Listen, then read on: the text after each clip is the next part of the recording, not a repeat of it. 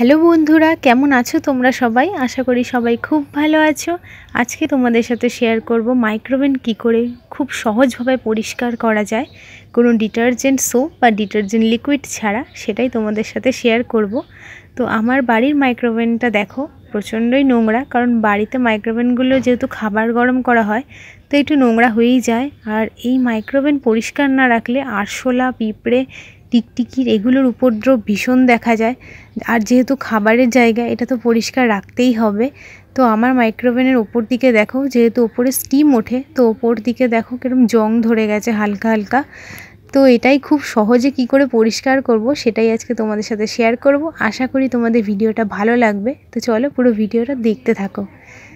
তো দেখো প্রথমেই আমি এখানে নিয়েছি 2 টুকরো লেবু। একটা লেবুকে 2 টুকরো করে নিয়েছি, আর নিয়েছি 1 কাপ জল, আর নিয়েছি বেকিং সোডা, আর এখানে নিয়েছি একটা বোল যেটা মাইক্রোওয়েভ সেফ, কারণ মাইক্রোওভেনে সব কিছু বাসন ইউজ করা যায় না, স্টিলের তো একেবারেই যায় না। তো দেখো এবার আমি বাটিতে 1 কাপ জল ঢেলে নিচ্ছি। আমার 1 কাপ জলেই হয়ে যাবে। তো 1 কাপ জল আমি নিয়ে নিলাম, আর এখানে যে 2 টুকরো লেবু নিয়েছি সেই লেবুটার রসটাও আমি এবার ওর মধ্যে দিয়ে দেব।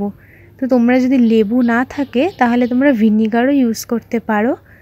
ভিনিগার দিলে 1 কাপ জলে তোমরা 4 চামচ ভিনিগার দেবে, তাহলে রেশিওটা ঠিক থাকবে। তো লেবুটা দেওয়ার কারণ তোমরা তো জানোই, লেবুতে ভীষণ অ্যাসিডের কাজ করে, আর তেল ছিটে কাটানোর জন্য তো লেবুর কোনো তুলনাই নেই। তো যার জন্য আমি লেবুটা ইউজ করছি। তো আমি 2টো লেবুই দিয়ে দিলাম, আর লেবুর খোসাটাও দেখো আমি ফেলবো না, লেবুর খোসাটাও তার মধ্যেই দিয়ে দিয়েছি। আর এবার দিয়ে দিলাম 1 চামচ বেকিং সোডা। তো সব কিছু খুব ভালো করে আমি মিশিয়ে নিয়েছি, দেখে বুঝতেই পারছো ভীষণ ভালোভাবে মিশে গেছে। আর এবার এটাকে আমি মাইক্রোওভেনে দিয়ে দেব। তো দিয়ে আমি নর্মাল মুডেই দেব, কারণ আমি জাস্ট জলটাকে একটু গরম করব। তো নর্মাল মুডে আমি এটাকে 5 মিনিটের জন্য দিয়ে দেব। তো দেখো আমি 5 মিনিটের জন্য দিয়ে দিলাম, আর এবার টাইমারটা দিয়ে অন করে দিলাম। তো 5 মিনিট পর তারপর আমি দেখব ভেতরটা কি হচ্ছে, তোমাদেরকেও দেখাবো। তো দেখো আমার টাইমার কমপ্লিট 210। এবার আমি এটাকে খুলি, দেখো ভেতরটা কত স্টিম হয়ে গেছে, শুধু দেখো ভীষণ ধোঁয়া উঠছে, জলটা খুব ভালো গরম হয়েছে, আর যার জন্য দেখো চারিদিকে প্রচুর স্টিম পড়ে গেছে। আর এই স্টিমটা পড়লে কি হবে, দেখো প্রচুর স্টিম পড়েছে, এতে কি হবে যে ময়লাগুলো, নোংরাগুলো শুকনো হয়ে গেছিলো, গায়ে পুরো লেগেছিল, সেগুলো আমাকে অত কষ্ট করে ঘষা মাজা করতে হবে না।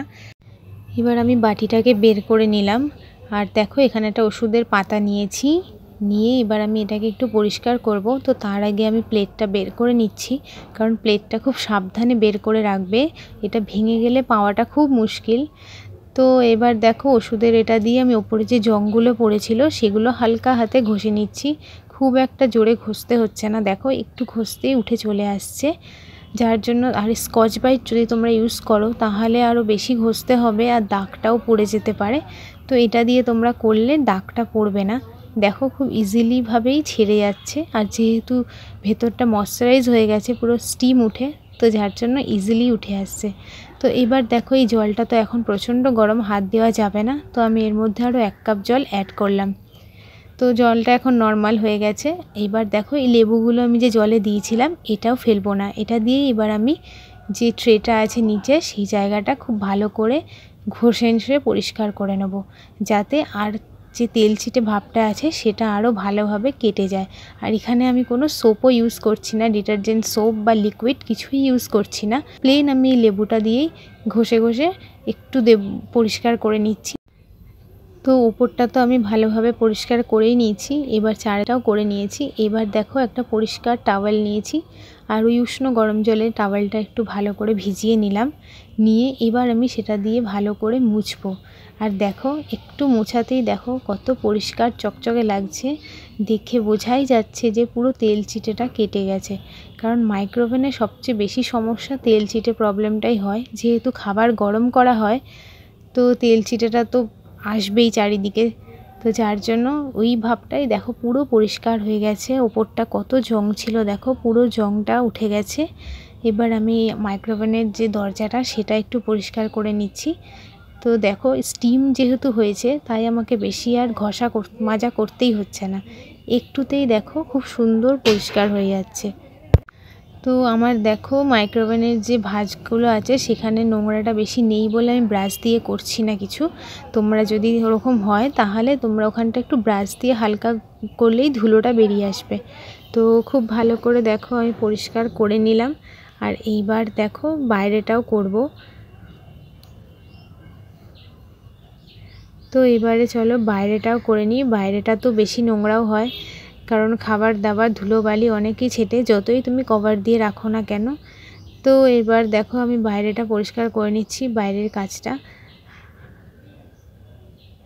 তো কোনোটাই আমি দেখো সেরকম কিছুই ইউজ করলাম না, পুরোটাই আমি উষ্ণ গরম জলের যে জলটা করেছি সেই জলটা দিয়েই আমার ডিটারজেন্টের কাজ হয়ে যাচ্ছে। কোনো লিকুইড সোপ বা ডিটারজেন্ট ইউজ করতে হচ্ছে না আমাকে।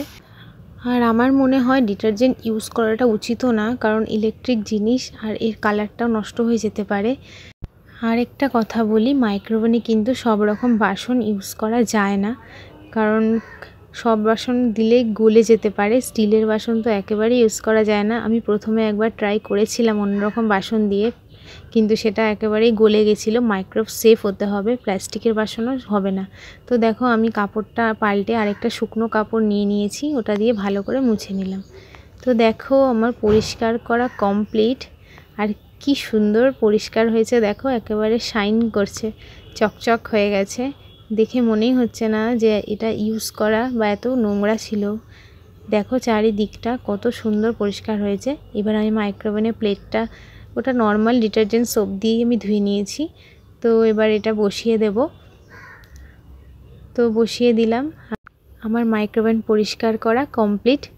তো ভিডিওটা তোমাদের কেমন লাগলো অবশ্যই কমেন্টে জানাবে। যদি ভালো লাগে একটা লাইক করে দিও। তো আমার চ্যানেলটার সাথে থেকো, সবাই খুব ভালো থেকো। আজকের মতো টাটা।